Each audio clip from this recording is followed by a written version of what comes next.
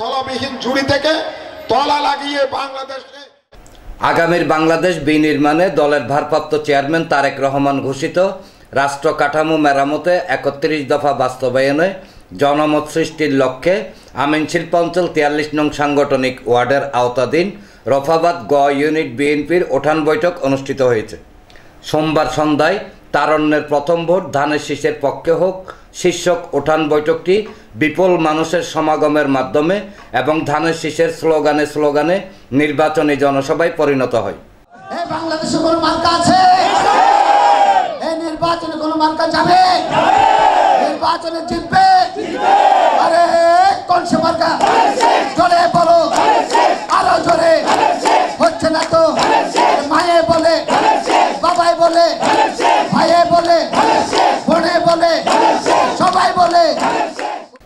অনুষ্ঠানে প্রধান অতিথি ছিলেন চট্টগ্রাম মহানগর বিএনপির আহ্বায়ক আলহাজ মোহাম্মদ এরশাদুল্লাহ।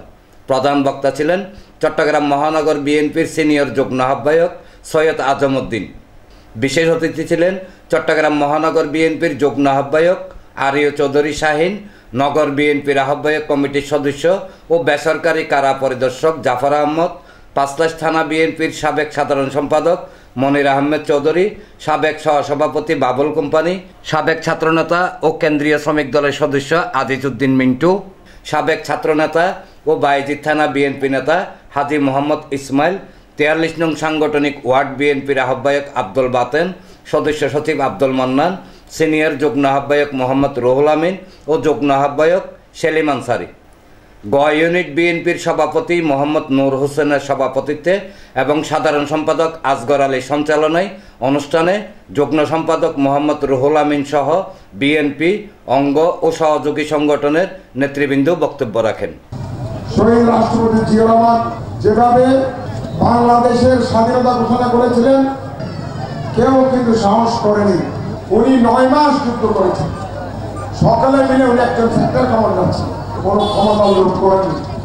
কিন্তু আল্লাহ রাব্বুল আলামিনের ইচ্ছায় উনি ৭ই নভেম্বর আবার সিপাহী জনতার বিপ্লবের মাধ্যমে ক্ষমতায় আসেন। সেই থেকে জিয়া রহমানের বাংলাদেশের রাষ্ট্র ক্ষমতায় ওনার আবির্ভাব। ৩.৫ বছর উনি ক্ষমতায় ছিলেন। ৩.৫ বছরে বৈপ্লবিক একটা রিভলিউশনের মতো উন্নয়ন উনি করেছেন।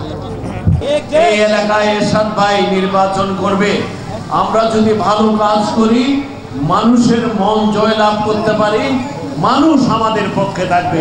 সেজন্য সবসময় আমরা আপনাদের সুখে যেরকম থাকি, কষ্টের সময় আপনাদের সাথে থাকি এবং আগামীতেও থাকবো ইনশাল্লাহ। আজকে আপনাদের বিবেককে আপনারা সজাগ রাখবেন।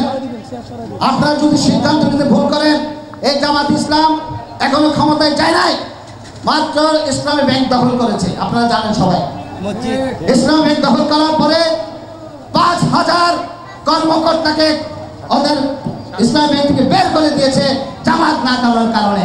বিএনপি সবসময় মেহনতি মানুষের দল হিসেবে আমাদের নেতা জনাব তারেক রহমান এই এলাকা থেকে আমাদের একজন নির্বাচিত করেছেন ধানের শীষের প্রতীক নিয়ে। সেই তিনি হচ্ছেন আজকের এই অনুষ্ঠানের প্রধান অতিথি। আগামী দিনে ধানের শীষে ভোট দিয়ে আমাদের আলহাজ এরশাদুল্লাহ ভাইকে নির্বাচিত করে সংসদে পাঠাতে হবে। চট্টগ্রাম ১৬টি আসনের মধ্যে আপনার সবচেয়ে বেশি সৌভাগ্য, কারণ চট্টগ্রামে ১৫টি আসনে ভোটের ক্যাম্পিং হয় ধানের শীষের পক্ষে, কিন্তু আমরা এখানে ক্যাম্পিং করছি ধানের শীষের পক্ষে এবং এরশাদ ভাইয়ের পক্ষে।